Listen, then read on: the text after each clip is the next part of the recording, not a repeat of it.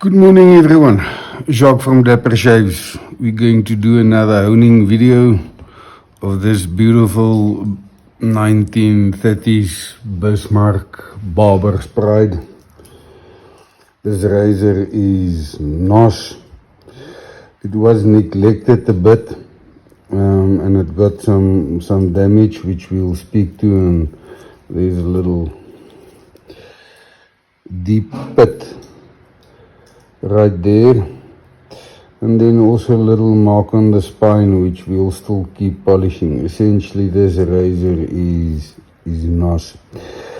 So the problem it had was when I received it, this wedge too big, the razor wouldn't close, it got stuck there, so we needed to file that out.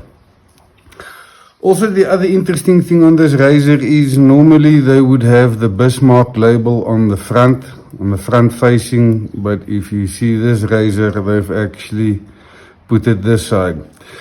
Moreover, you will see that this razor scales are slightly warped and bent. I've done a lot of correction, and it's typically where they hot press this logo in. So in boiling water until it's hot, take it out, hold it, bend it into shape, running it under cold water and let it set. That's typically how I do that. So this razor will get honed up and it will end up in the marketplace. They are fantastic shavers. They've got a very nice belly. I've restored 6 or 7 of them. They are fantastic shavers. So that's what we're going to get into. By the way, this wedge here, I used a little file. The flat sides are smooth, there's nothing on there, and then there's a little bit of serration in there, and that is so that you can get the file in there and do the filing. I just want to open up this, get it in there, and then file the wedge. So that out the way. That said, a couple of new things in. So first of all, thank you very much for the biggest supporter, patron of this channel. This is another stone for use, getting an understanding of it. This is a beautiful Mikawa Nagura. I would put it in the range of a, I don't know, Bouton Tenju. It has got some core spots in here. This stone, I've already had 2 small little ones, and as you lap them, they disappear. But essentially, this stone is beautiful and very clean. I put this at, I don't know, Bouton Tenju type of range, so we are going to not use those stones. We're going to make a slurry, set the bevel on this razor. By the way, you would see from the edge, it is dull. So we are going to set the bevel and then sharpen it using a straight Ohira, Asano Nagura, and we've also got this beautiful Koma that works well. And then another stone from the same generous supporter is this Ohira Renge Suita, I think is the right words for it. So this has got these blue spots or dots in. Under normal conditions it looks black, but if you look at under the scope, it has got that very blue tint to it, and also these very fine markings in here. I don't think you're going to really see it on the camera. We're going to most likely finish on the stone. I've never used that, so let's get cracking setting the bevel.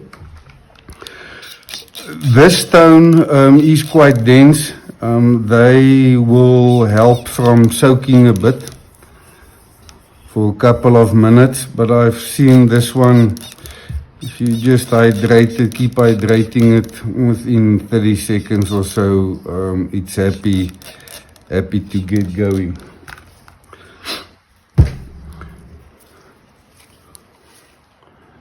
Shapton, quite used lapping plate. We are going to use that to create slurry from the stone, and we're going to use that slurry to set the bevel.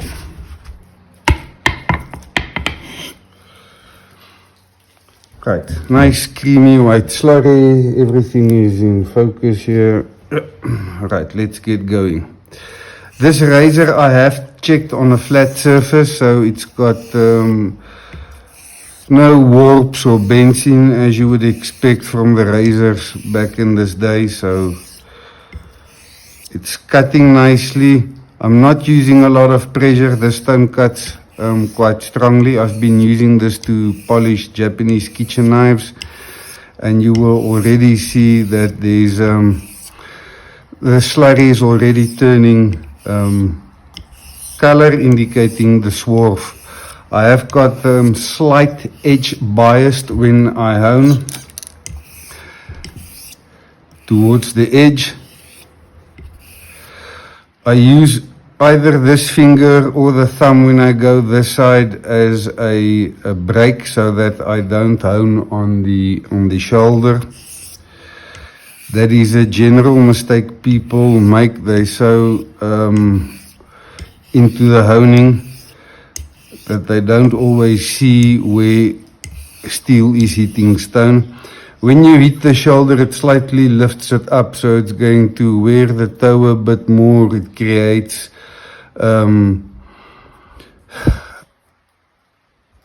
ugly marks on the shoulder, and your bevel is not going to be even. So take note of that and make sure you don't do that. And then we are just going to keep working, refining this bevel. I don't think it's going to require a lot of work.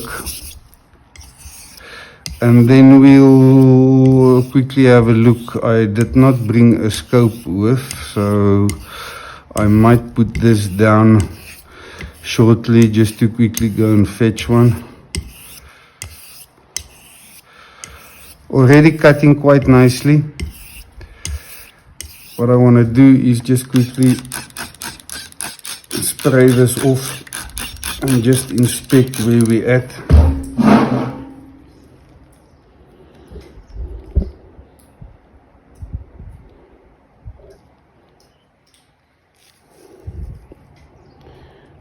Very nice, thin, even form, uniform bevel, and you can't even see spine wear. So let's quickly get a loop. 1 second.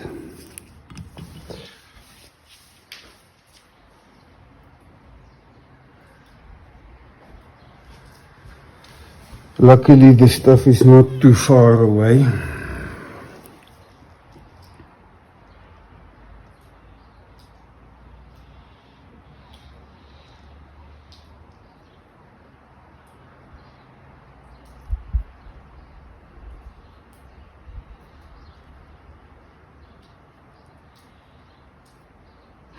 Got a small little chip on this razor, about 3/4 of an inch in.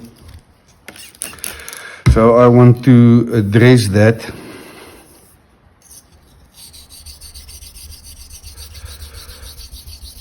And then the rest of the bevel looks very, very clean.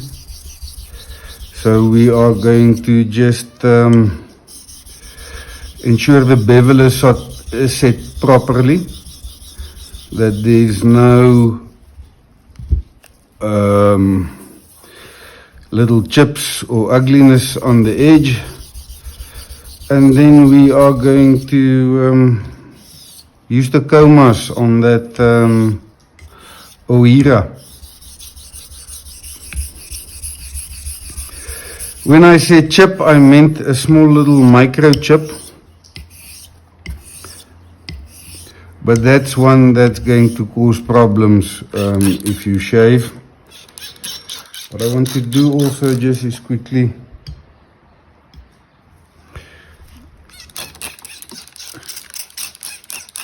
rinse the stone down, create a fresh slurry. There's actually still slurry left. The stone has got these ridges in, so it will hold some of that slurry back, which is cool. I just want to see progress.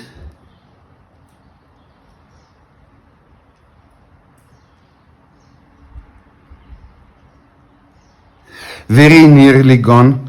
What I can say is that this stone cuts very well. It's also a fantastic polisher for knives, Japanese kitchen knives.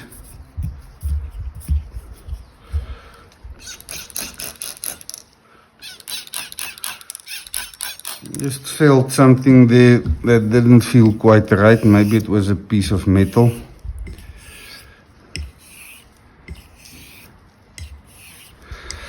And so the bevel on this is set.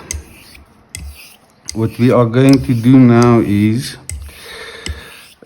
quickly show you my method for checking if the bevel set. People use tomatoes and all kinds of other things to check a bevel. For me, you're going to shave with this. You need to check it against hairs. We all have plenty of hairs all over our body. Find some that is appropriate and then see if this blade will take hairs at contact at skin level. So that's what we're going to do now. I just want to double check that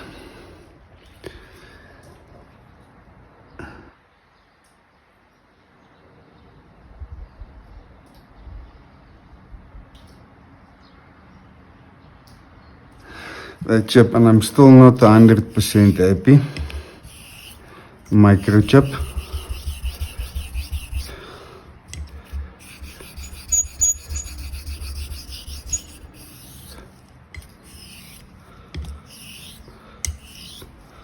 And then the Asano Nagura is going to follow this on this Ohira stone shortly. And then we'll do a test shave with this razor. They are really fantastic. If somebody had to ask me, Jacques, recommend a razor for beginner, expert level, collectability, really doesn't matter. This is a prime razor for that. It's a 5/8.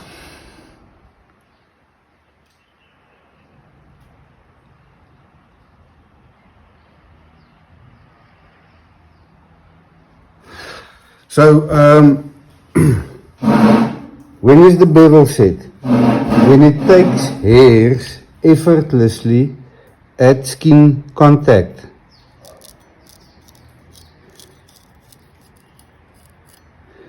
You can just see the hairs flying off.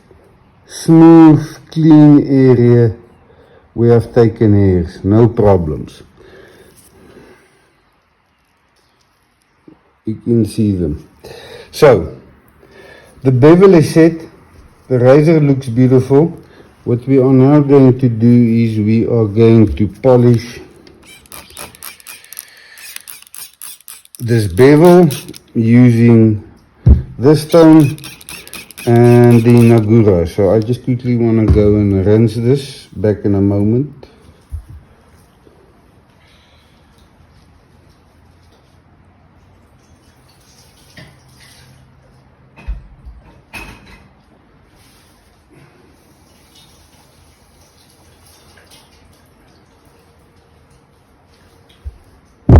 Okie dokie. So this is the Ohira. This is a hard stone. I don't know what it is. I haven't really tested, but I would guess it's going to be 4.5, approaching 5. What we are going to use first is the Mejiro, the straight Mejiro, and we are lightly going to just create a slurry on here.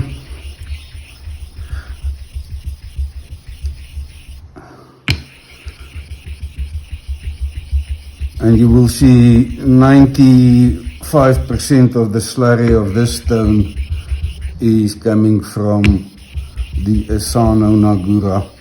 And this color might help actually highlight the light blue tint to the stone.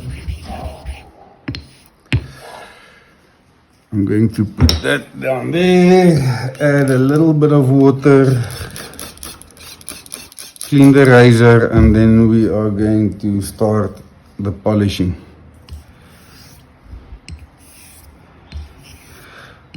I've now backed off all of the pressure I was using previously. I'm now down to about 100 grams.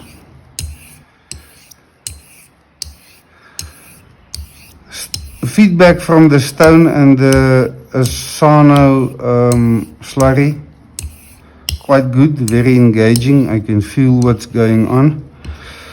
And then I want to just focus slightly here on the heel side. That is a part of the razor that for me produces the most power, because your finger grips the closest to this when you shave. And it's typically an area people neglect. And for me, this is just important as the rest of the edge. And so I want to make sure that we have got a proper, sharp, smooth edge all the way along. I mean, these stones, especially that Mikawa Nagura, cut so quick but yet creates such a fine polish that you don't really need a lot of work, and I can feel this is already where it needs to be. These two darker areas,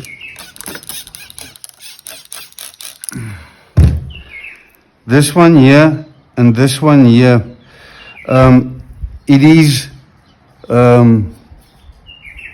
it's got a coarse feel to it. You can actually feel it with the finger, and it's actually quite deep. It's these little holes, the dense marks. The smaller, finer Renge is still smooth, you know, it's not deep or anything. So when you pull the razor over these areas, you will sometimes feel a little bit of a different feel compared to the rest of the stone. So don't confuse that with what's going on the edge. In fact, what I want to do is I'm going to turn this stone around and then just use this cleaner side a bit more, so I can get a proper feel of what's going on.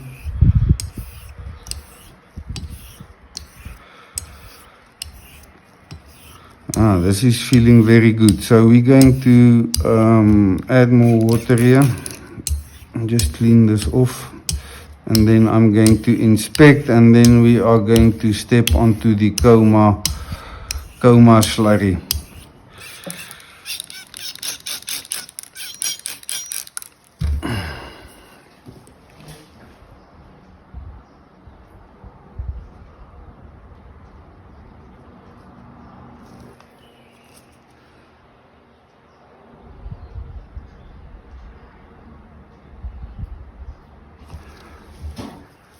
Okie dokie.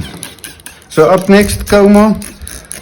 This specific Koma is very, very hard. And in particular, this side that also looks like it's got some Renge in these spots. And this is also there's a bit of blue and a bit of black in there. You'll see I've started using this quite a lot. It really produces a very fine, very sharp edge. So with a very hard Nagura like this, you know, control the pressure, Don't go hard, take your time, create the slurry you want and then work off that.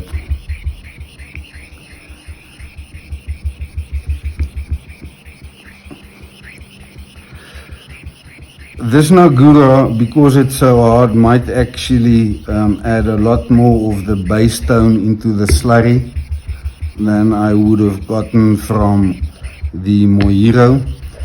And so if we're going to finish the razor like this, it's going to be a good indication of what the quality of the finisher of the stone is going to be, finishing capabilities.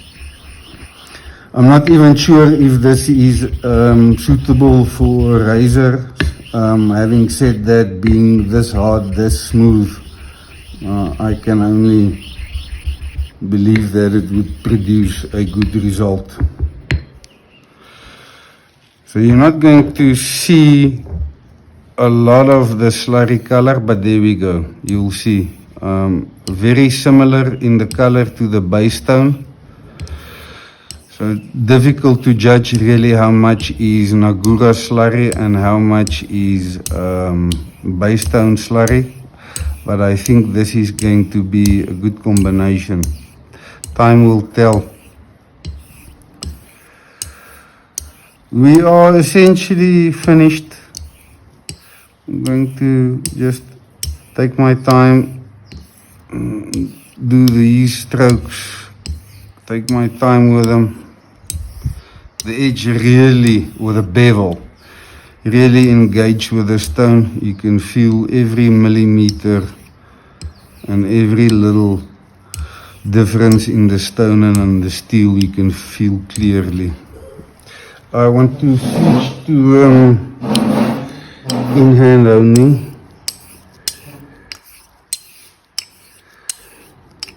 Really good sensation.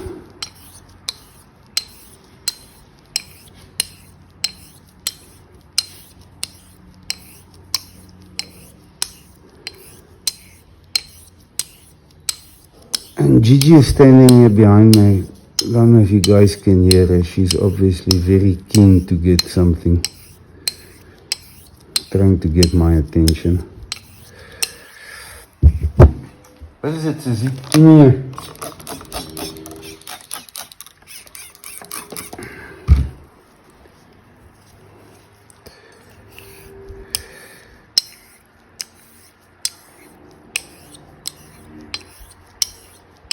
Oh, this feels very good.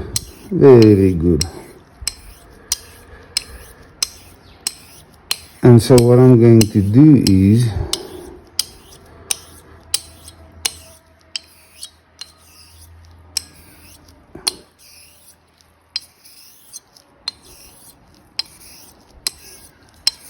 can you guys hear this? Very good feedback. Right, put this down.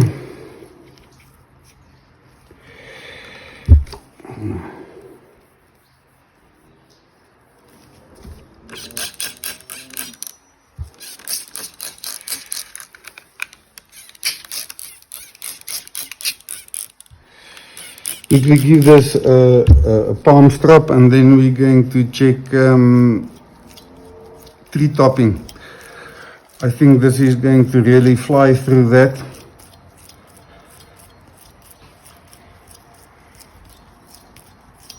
And then we're going to take this for a shave. I would typically finish this on a black Arkansas with maybe a bit of trace slurry from one of these stones. But I want to understand how this Ohira creates bevels or edges, how it feels like. So I'm going to shave that before we do any conversions. So I've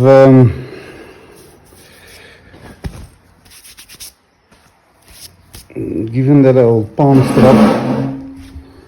So tree topping. Can you guys hear that? It's silently taking air.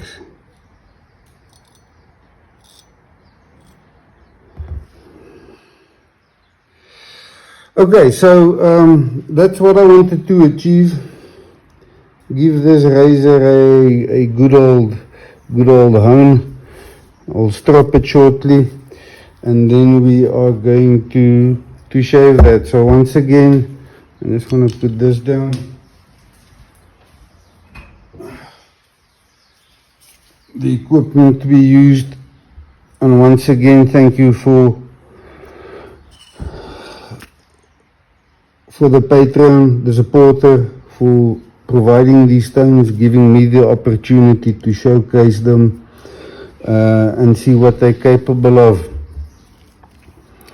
Mejiro and this beautiful Koma.